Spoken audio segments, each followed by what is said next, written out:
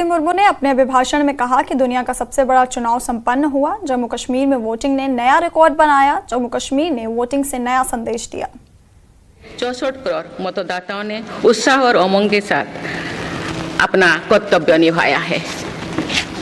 इस बार भी महिलाओं ने बढ़ चढ़कर मतदान में हिस्सा लिया है।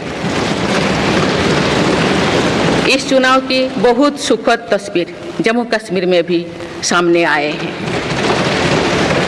कश्मीर घाटी में वोटिंग के अनेक दशकों के रिकॉर्ड टूटे हैं।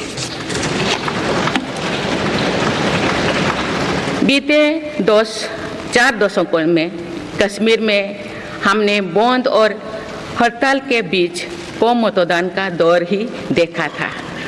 भारत के दुश्मन इसको वैश्विक मंचों पर जम्मू कश्मीर की राय के रूप में दुष्प्रचारित करते रहे, लेकिन इस बार कश्मीर घाटी ने देश और दुनिया में ऐसे हार ताकत को करारा जवाब दिया है। और वक्त हो गया एक छोटे से ब्रेक का, बने रहिए हमारे साथ।